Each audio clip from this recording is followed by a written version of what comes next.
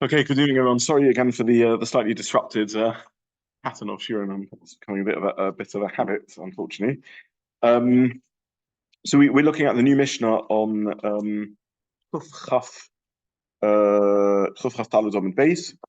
Kol HaKelim HaNitolin b'Shabbos Shivreim Nitolin Imohem. Any keli which can be moved or taken on Shabbos, in other words, isn't Muktza, is not Muktza. Shivrei Netonim Imayim, the Shever Keli, the broken Keli, is also not Mukta. Or Vilvad Shiyu Osin Me'in Melacha, as long as the Shever Keli still has some functionality to it. Therefore, Shivrei Areva, the shattered remains of a large mixing bowl, Lachasos by SP Achoves can be used to cover a barrel. Shivrei Zechuchis, the remains of glassware, Lachasos Bahen SP Hapach to cover a jar. That's the Tanna Kamma. So the Tanna Kamma holds that in the same way as a keli is not mukta, similarly its broken remnants, if they have a utility, a function, also not mukta.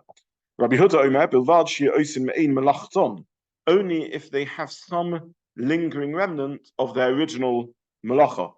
So not a new functionality, but even though they're broken, you can still do something akin to what originally you could do with them. Thus, Shivrei Areva, the remains of mixing bowl, lotzuk b'sochon makber to pour soup into them, shazachuchas lotzuk b'sochon shemen, glassware to pour into them oil. So it was a bowl, and it's still a bowl, just a less good bowl, a broken bowl. It was a jar, and it's still a jar. It's just it was a glassware, and it's still glassware. It's just some whole different things. So that's the Mishnah. And in very, very broad brushstrokes, even though we'll look at this in much more detail as the Gemara goes on, basically what the Tanna Kamma is saying, if a keli is muchon, that means it's not muktzah because it has a functionality, even though the functionality shifts to a completely different functionality, nonetheless it's not muktzah because it was a keli and it's still a keli.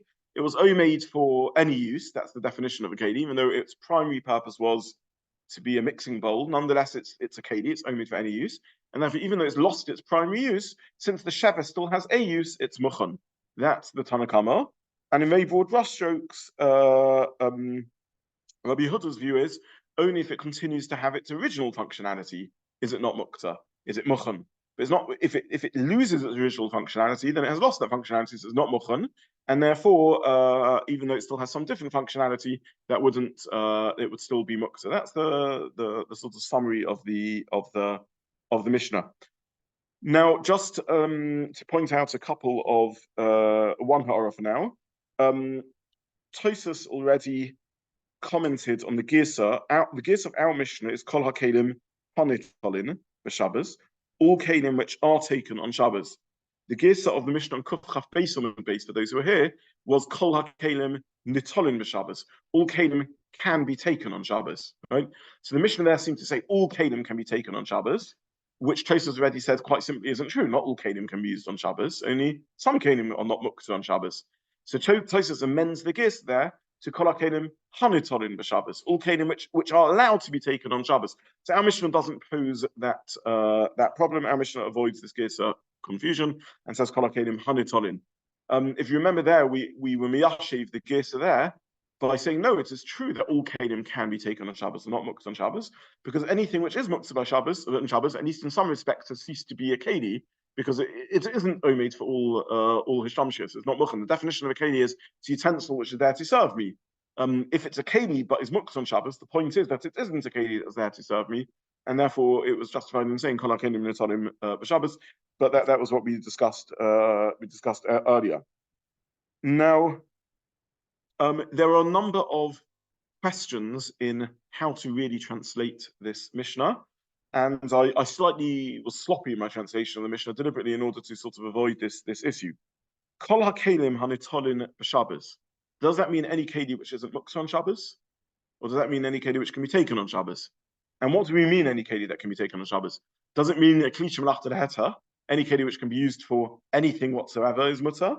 Or does it even mean a kli melachot issa? Because even a kli melachot issa can be taken as a gufur, as a makomia, just not for anything. So what is the translation of this phrase, Kol hakelim hanitolin b'Shabbos? Or to put it differently, when before learning Kol HaKelim, we think some things are Muktza, some things aren't Muktza. We now know that's not quite true. Something which we think of as Muktza, like a pen on Shabbos, is a Keli, and it's Klish Melachot Issa. So it's not completely Muktza because you can still move it to circle for the Sorech Makomai. So a Shivrei pen, right? If a pen breaks on Shabbos, is that what the Mishnah means? So Kol HaKelim on Nitolin b'Shabbos. What's the translation about that word Nitolin? And Shivrei Nitolin Imohem, what's the translation of that second Nitolin?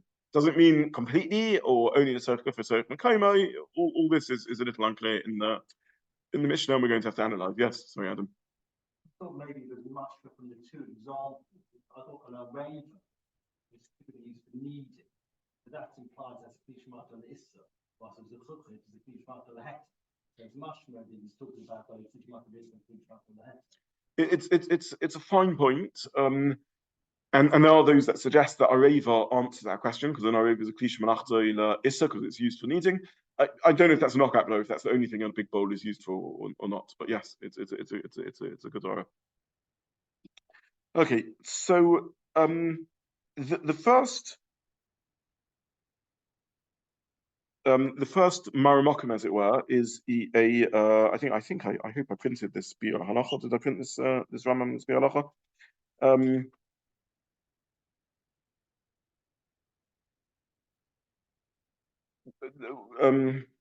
We'll start off with the Rambam maybe then. The Rambam in Hilchos Shabbos Perek Kaf Halacha Vav quotes this halacha. We won't go through the first part of the halacha for now because it's examples that come later on the sugya. And then he says Shivrei Tanur, which is also one of the examples that comes later in the Mishnah. Muta l'taltalon v'harein k'chol hakelim shemelachton heta. So he says Shivrei Tanur, you're allowed to move them, and they are like any keli which is melachton leheta. So what do we think that Tana phrase means in the Rambam? He says the broken pieces of a oven are mutter l'taltalon, like a klish melachton leheta. So I think the simplest reading in the Rambam is he's talking about a tanur, and a tanur is klish melachton issa, and his whole point is that the Shivrei tanur are not only does this Mishnah apply to them, that they're Nitolin, but it's possible for them to achieve a status more liberal or more lenient than their parent, because the Tanur was a Klish Melachta Issa, and the Shavarim, the Rambam seems to say, are Klish Melachta Heta.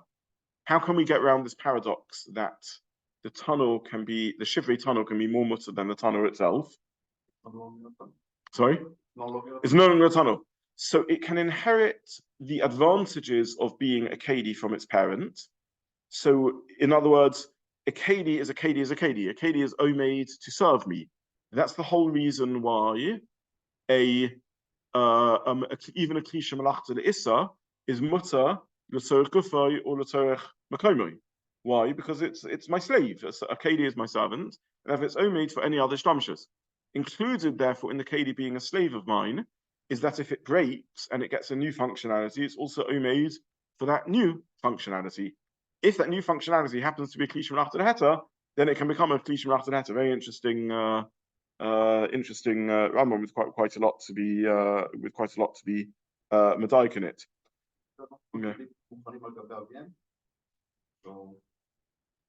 It would turn out that Muchanim al Gabi Aviem, that they're Muchan Mikoach, their ancestry, simply means that since the ancestor keli wasn't Muktza, because it was omeid for any, because it was a keli, therefore its descendant inherits the advantages of that it's by default omeid for any use I can squeeze out of it, and therefore if its descendant is a keli, it has the status of a keli.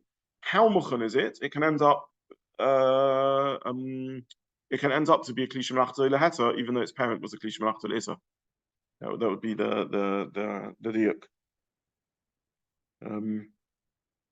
So it would turn out paradoxically that the parent's keli is also mechame lotel. You can't move it to protect it, and the daughter keli would be mutter. That's what would seem to come out from this. But only if the parent is muchan for something. Correct. Correct. Yes. Yes. A Muktza machmas chesaron kiss would be excluded because it has effectively ceased to be a KD, and therefore it's not omitted for anything. That's the whole point of chesaron kiss.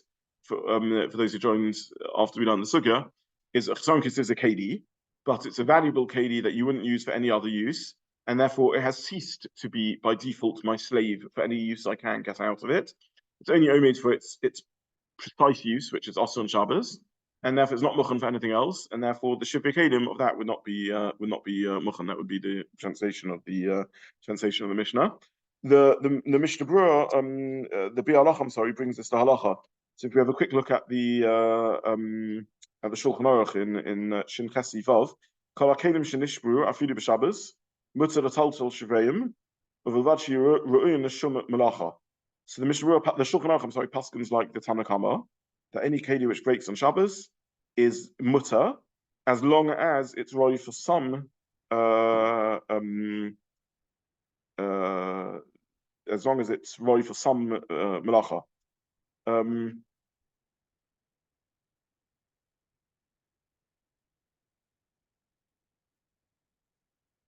And the Biur Halacha says in that, in the name of the Prima Gazim,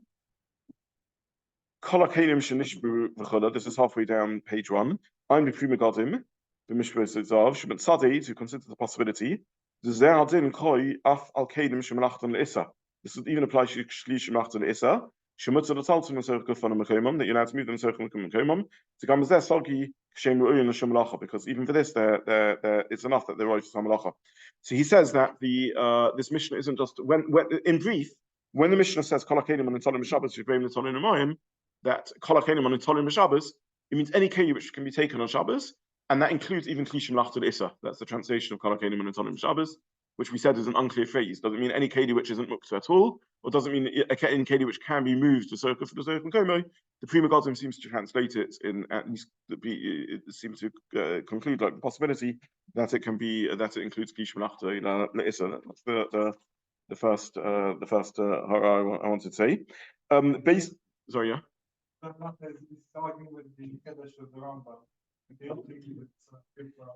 Okay, we'll come to that later. He doesn't here spell out the second Kiddush, but we'll see later that he does elsewhere. Yeah. So again, but Rafi, thank you for saying this, because maybe I should spell this out clearer. We've really said 2 Kiddushim so far. Kiddush number 1 in the Rambam, based on the Rambam. Kiddush number 1 is that when the Mishnah says all Kelim that are on Nitolin, they're Shivrei and are also Nitolin, that includes Pisha Malachton Le'issa. And Kiddush number 2 that the Rambam says is that they can even get a larger heter than their parent, because they can even be moved Mechama L'Tzel. The Mishnah Berurah, the Biur Halacha brings in the Prima Gazim, Kiddush number 1 of the Rambam, which is that as long as it's Klishim Malachton Issa, you can move it. You can move it. He doesn't go into Kiddush 2 as to how far you can move it, but he says Kiddush number 1, the Mishnah that says the Shivrei can be moved. Yeah. Yeah. The kiss. Why is that so popular that would not be included? Because that's not a Keli Hanitl. Because the Chesaron kiss ceases to be a Keli effectively, because it's not omitted for any Ishtamshus. Did we not say that on a Chesaron kiss, something which was essentially a double heta, it was still muchan for its own Ishtamshus? Yes, but then it wouldn't be Muktza machmas Chesaron kiss. Muktza machmas Chesaron kiss, we're assuming, is, as per the language of the Gemara earlier, is something which is a Klishim Lachta L'Issa plus. So it can't be used for its primary purpose because it's Klishim Lachta L'Issa, and it can't now be used for any other purpose because it's removed from that category. Even if its primary purpose is not a double shalissa. If its primary purpose is a dov of heta, then that we wouldn't call that Klishim Lachta, that Muktza machmas Chesaron kiss. Correct, because it's okay, because it's because the muchan. You can take it back, but you can't. Because at this point, the Sakan Shalmino ceases to have any purpose whatsoever. So it ceased to be a Kli at that point. It turns into an Evan. Yeah. If you drop it on the way home, right. If you drop it on the way to the Mila. But he's allowed to take it back. I don't know. Next year. Let's have a think about that. It's a good challenge. Yeah. Shivrei is now a new thing. Particularly used for a completely different purpose. Why do we have to look at where it came from? Can't we just say it's now cake? So we're arguing here that you can have your cake and eat it. In other words, the Gemara later it discusses nolad. We've avoided the issue of nolad, but we'll get to it.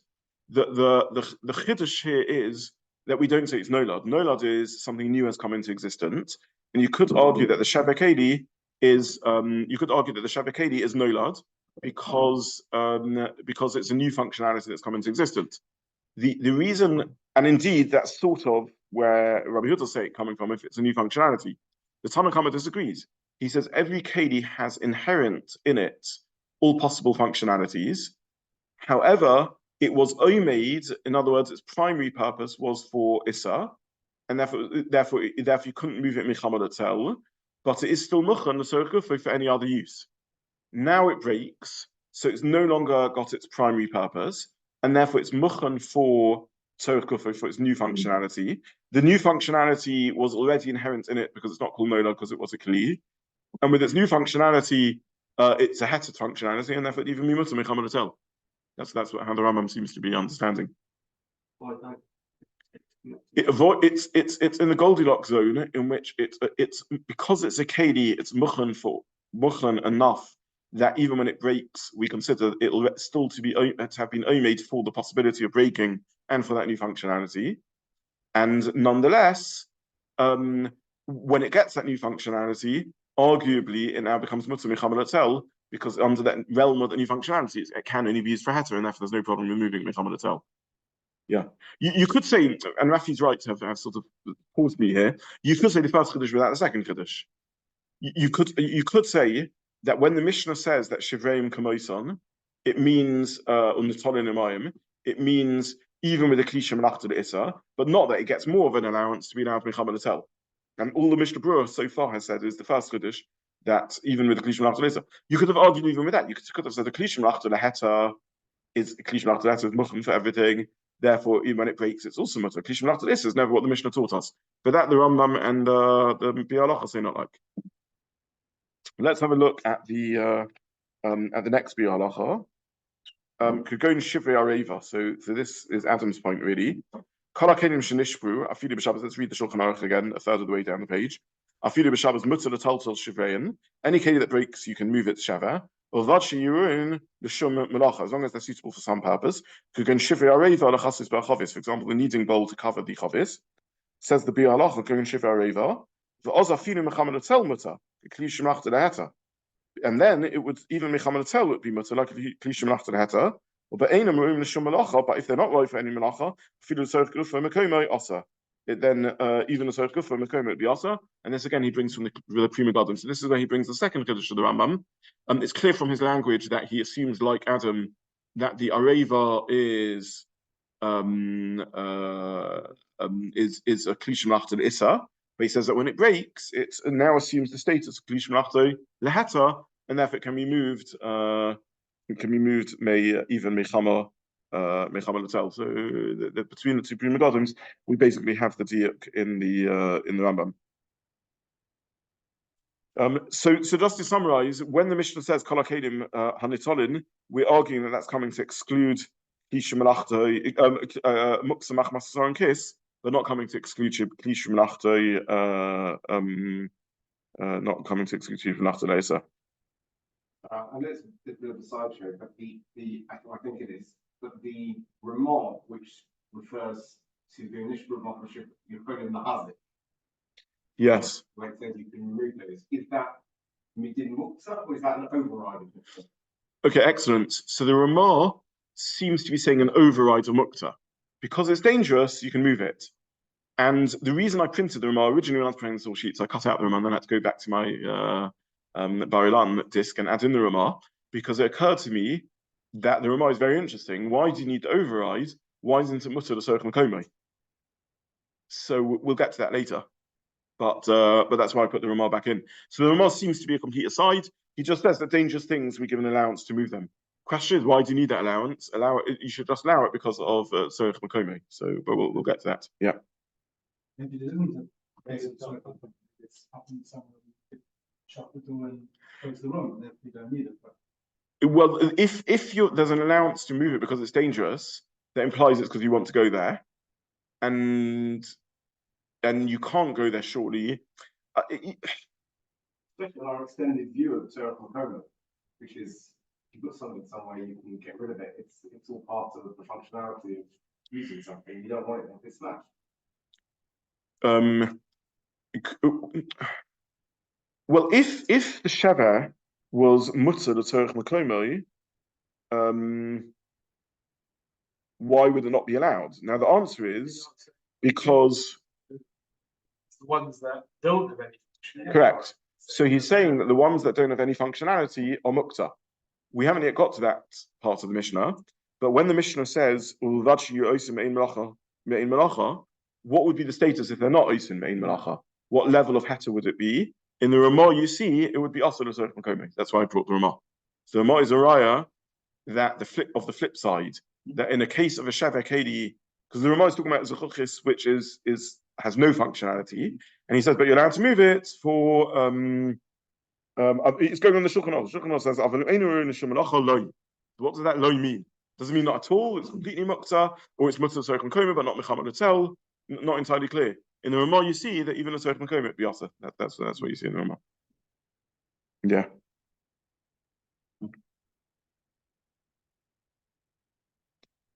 Yeah, so that's that was really the first. Sorry, for you.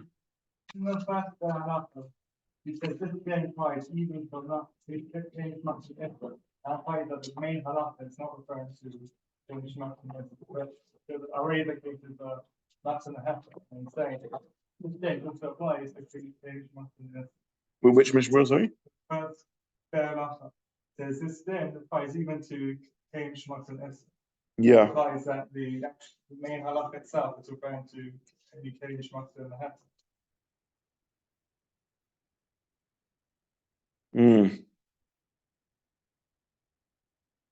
Maybe, I don't know.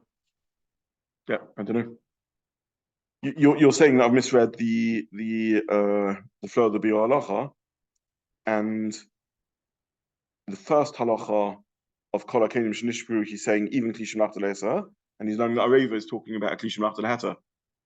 Yeah, I don't think that's correct because of how the Prima Godim says it, but I want to relook at the flow of the Biur Halacha. The Prima Godim spells out these points, but I need to look at the Biur Halacha again. Right? Okay, let's move on to really the point that Jeffrey brought up from the Ramah.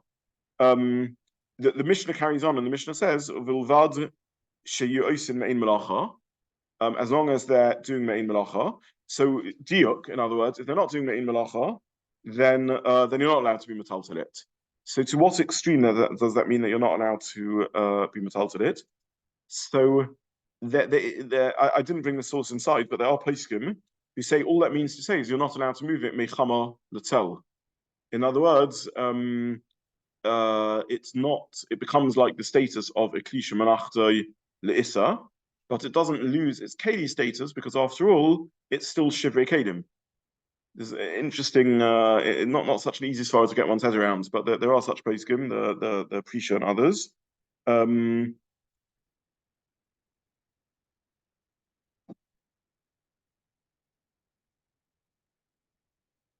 The Rambam arguably is saying this, the same Rambam that we just saw, because the Rambam says that the Shivrei Tanor, or like if we look again at the Rambam says, Shiuri, let's look at the whole Rambam in sequence. Shiuri machtzelois shabalu, harin klishim lachte leheta, shiuri nechasos by matinuf.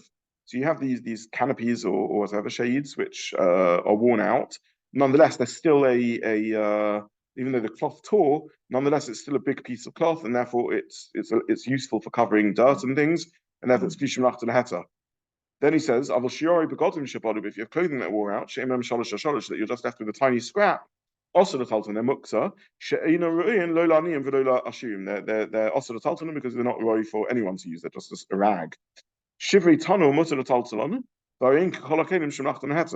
Shivrei Tano, you're allowed to move, and they're like to kli shemachta leheta, which seems to imply that earlier when he said you're not allowed to move, it's not like a kli shemachta leheta, but like a kli shemachta le'issa, in which case maybe the Rambam is saying that these are mutter l'sorech kufon and l'sorech makomam, and all it means to say is that you're not allowed to move it mechama l'tzel.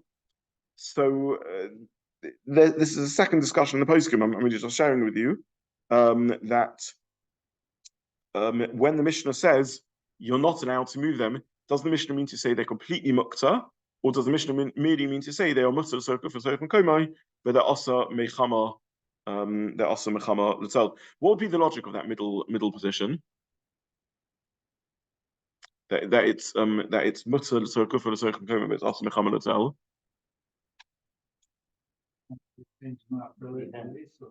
It was a Klishim Lach Leheta, let's say. So let's say it was let's say it's just a general bowl, a drinking glass. It's already broken, so yeah, more damage than damaged. Okay.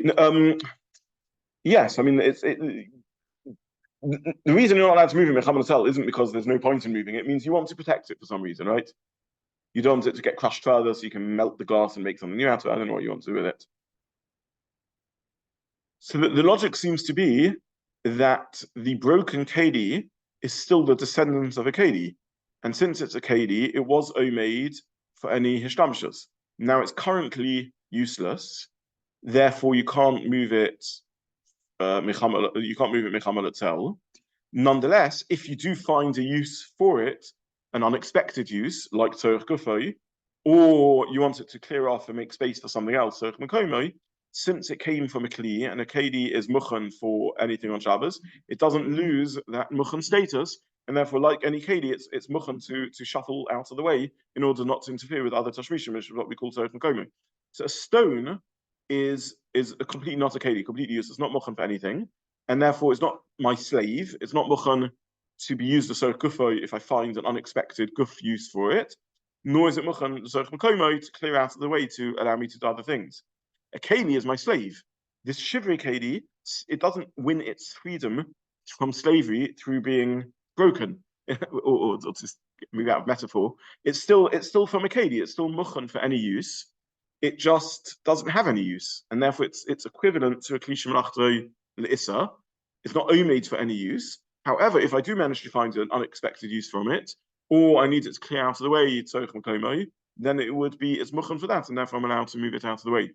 That seems to be the translation of the Mishnah according to these poskim, arguably the Rambam. So very interesting. If we now go back just to summarize what we've said so far, the Rambam's reading at least. We're not really clear on anyone else's reading, right? What the Halacha meant, Rafi has slightly cast into doubt. But the Rambam, we seem to have a good reading here. The Rambam says, Kol HaKelim, according to this diuk in the Rambam, Kol HaKelim HaNitolim B'Shabbos, any Kedi which is Nitol B'Shabbos means even just the Tzorech Gufay for the Tzorech Mekomai.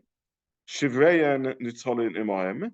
The Sheva Kedi can be moved even Mechama L'Tzel. Although that she oisen Mein Melacha, but if they can't do Mein Melacha, then it would be only Muta the Tzorech Gufay for the Tzorech Mekomai, but not Mechama L'Tzel. That's at least one possible reading of the Mishnah, and perhaps the reading of the Rambam and the Bialacha, the Pri Megadims. You could read the Mishnah completely differently. You could learn the Mishnah to be saying that if it's not Mein Melacha, it can't be moved at all, and you could hear a logic in that. That since it can't do any Melacha whatsoever, it's become a stone. So something can turn into a stone on Shabbos, and be also even a Tzorech Gufay for the Tzorech Mekomai. That would be an alternative model. Yeah. I'm very rusty on my memory. Just wound up earlier, but when we talked about the difference between two and Shabbos for the status of Kelim, did we not say that when something is a Kelim, you can lose its status of Kelim, but not for Shabbos? That was where it kept. We do need to. Yeah, the needle that broke off its head. We do need to relook at that sugya and see how it fits here. But in this reading, all that sugya is saying is that a Sheva Kedi still remains Muchan on Shabbos to be a second best Kedi, which is exactly what our Mishnah is saying. Yeah. Okay, so this is one possible reading of the Mishnah. Now to join the dots to Jeffrey's point, the Ramah clearly disagrees with this, because the Ramah says that Shivrei Kelim, these broken shards of glass, you're only allowed to move to save yourself from damage. And the Mishnah Berurah helpfully on the Ramah says, if it's just broken clay, which isn't dangerous, you wouldn't be allowed to move it. Why not? Surely you can move Sheva Kelim L'Tzorech Mekomam. Answer is the Ramah clearly understood our Mishnah to mean that once it's a Sheva Kedi, it becomes useless. I mean, once it's Shabbat that has no other, doesn't have another use. Translation doesn't have another use equals useless. Useless equals a stone. Stone is Muktza, even the circle for the circle Komo. And the Ramah seems to learn, therefore, that the circle Komo would be Osa. That's the simplest sort of summary of the lay of the land, as it were. That the second half of the Ramah in the second half of the Shulchan Aruch, who says that you can only move the broken shards of Zachuchis to avoid danger, seems to be saying that the Soch Makoma will not be allowed. And as he understood that a broken Kedi is equivalent to a stone now, it becomes Muktza Machmas Gufay, it's useless. And the alternative reading, perhaps the view of the Rambam, is that no, it's not only for any use, I can't think of use at the moment, but it still came from a Kedi, and Kelim are Muchen for any use whatsoever. And therefore on Shabbos at least they wouldn't change their status and they would remain Muchen the circle for the circle Makoma. That's the summary of what seems to emerge from this. Okay, let's just let's carry on the Gemara.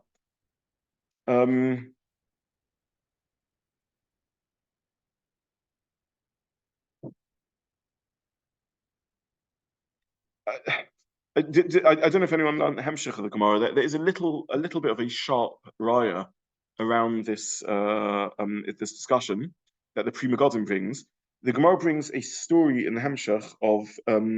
Did anyone get to the story about Rava's shoes getting muddy? Okay, so this I think I only said to do the first 9 lines of the Gemara. So Emir Hashem in the continuation of the week, as you learn down the Gemara, all I will say as a bit of tantalizing a teaser is that there is a story of Rava getting his shoes muddy and his servant taking a broken shard of earthenware to wipe the mud off his shoes on Shabbos. Let's forget melachos of cleaning for now. Just Muktza, whether he was allowed to take that shard.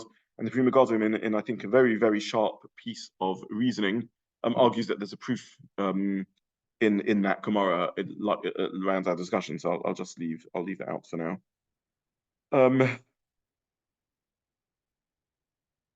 The Mishnah Brura, I think, again says,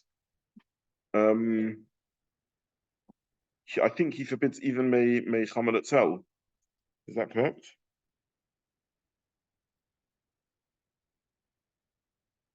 He says, I'm sorry. The Mishnah Brura, again, in the name of the Pri Megadim, brings Hachra in this Shaila. Let's look at the Biur Halacha of Masechet Shabbat. He says, "V'az afil mechamed etzel mutzah k'kli shemachta nehata, or be'einam ru'in l'sham melacha afil tzorchuv l'mekom asa." Even when it's not right l'sham melacha, afil tzorchuv l'mekom is asa. So he says clearly that the Shivrei Kelim are not allowed, are asa l'tzorchuv l'mekom. Is everyone with me on that? Does that make sense? Yeah. Is anyone with me? Yeah. Okay. So just look at Kagon Shivrei Areva. If you're not with me, go through the sources and then listen to the recording. That's what I would say. Unfortunately, there will not be a share this Sunday, so this will be a chance for everyone to go through the sources. Biur Halacha, 2/3 of the way down the page, Kagon Shivrei Areva. The Biur Halacha explicitly says that Shivrei Kelim, which do not have a use, or even Asa L'Tzorchuv for the Zerk Makomam. In other words, he paskins against what we said perhaps is the diuk of the Rambam, and holds you're not allowed to move them at all. This is in line with the Ramah, who seems to say that you can only move them in order to protect yourself from danger, but not for no reason at all. Yeah. The last line, because the Shivrei tunnel equivalent to Kelim Shemalach to the Heta. Correct. So he says Shivrei tunnel Kelim Shemalach to the Heta. Mashma that Shiuri begodim Shabalu, where he says Osel Taltalon, means they're not like Kelim Shemalach to the Heta. What would they be like? He seems to say like Kelim Shemalach to the diuk would be they're like Kelim Shemalach to the Issa. Otherwise, there's a lacuna, a lack in the Rambam, because when he says Osel Taltal, he meant more than they're just not a Kelim Shemalach to the Heta. All he meant was, what he really meant was they're muksmach maskufa. They're like a stone. Is everyone with me in this reading, Rambam? Yeah. So that implies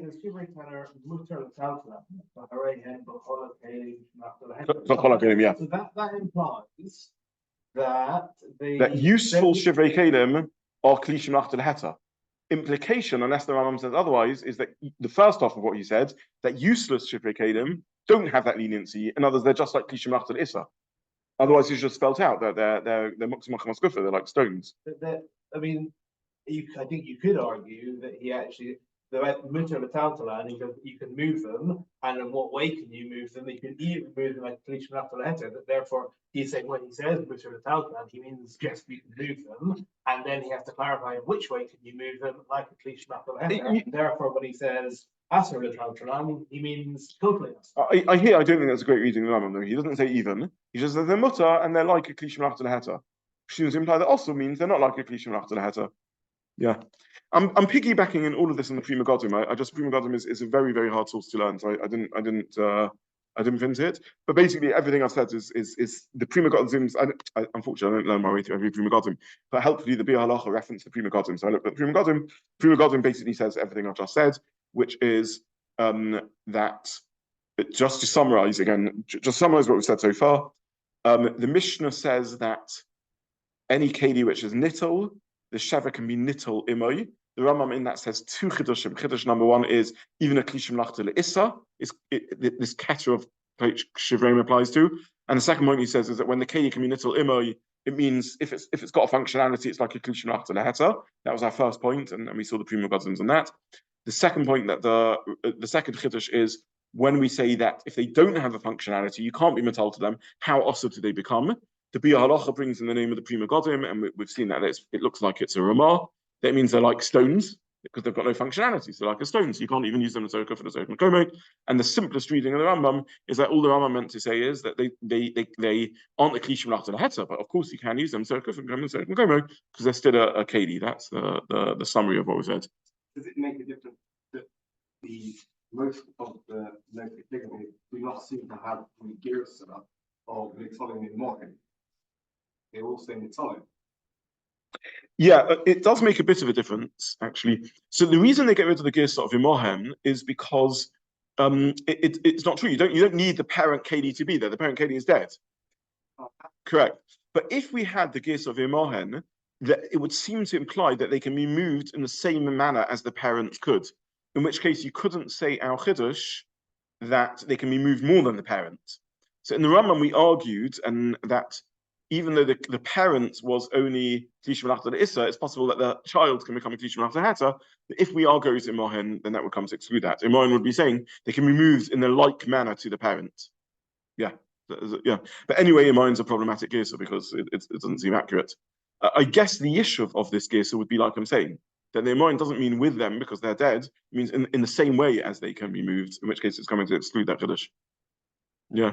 Reverse Shivrei Begodim, so that is actually saying Klishim Lachta Leheta into Klishim Lachta Leissa in terms of this Shivorim. Shivorim, so you repeat that again? Could I just... Yes. Correct. The Shiraim of the Begodim are Shivorim. That's how I'm reading the Lama. Yes. That is correct. Yes. Yes. That's how I'm suggesting the Rambam is to be read. Yes. That is how the Rambam is to be read. Yeah. The examples of the Rambam are from the Gemara later, but the Rambam in his amicable manner summarizes the Gemara and says exactly that chiddush. That yes. Yeah. It gets times on his head. Yeah. Yes. Yeah. Yeah. Because of this Shiur. No, the Rambam doesn't say it's like a stone. That's the Ramah says it becomes like a stone. The Rambam just only talks about klishim lachta leheta or not klishim lachta leheta. In other words, the shiurei begodim do not become the useless keli. The useless shivrei kelim are still shivrei kelim, and therefore they don't. Therefore they don't lose their status, and therefore they only become like a klishim lachta leheta, not a klishim lachta leheta. Yeah, I mean, I can't say this is muchach, but this seems the simplest reading in the. Martin is correct. You could be madcha this, but I think this is the simplest reading. Rafi. Well, in my head, could make sense. We have a a vessel which only a small bit of it has broken off. So the original vessel is still completely functioning, and the small vessel, the thing that's broken off, can't be used for the original purpose. That's what in mind can be correct. You could say that, but it's problematic because the halacha extends well beyond. It extends even when the original keli is completely broken, and you see that from the understanding of the Gemara. So that's why this case appears incorrect. If it could have been, it was another version of the Mishnah floating around, but the Gemara seems to be oblivious to it because the Gemara gives all sorts of examples that are very much not like that. If you and I would just meet a Mishnah that said that, we will translate it like that, but then we come out with a very different Shulchan Aruch. But no one has such a Shulchan Aruch. So if this Gesa has a degree of authenticity to it, if there are such manuscripts around, the best suggestion I have is that it comes to exclude Al Chiddush, and all it means to say is there's the same degree of Muktza. Yeah. Okay, so we've run out of time, so we'll stop there. And as I said, please use Sunday to continue the rest of the Omud. And if this share has been unclear, please do listen to go through the sources and then listen to the recordings. But Baruch Hashem, we started the next mission. We're well on our way. Yeah, thank you very much. Yes.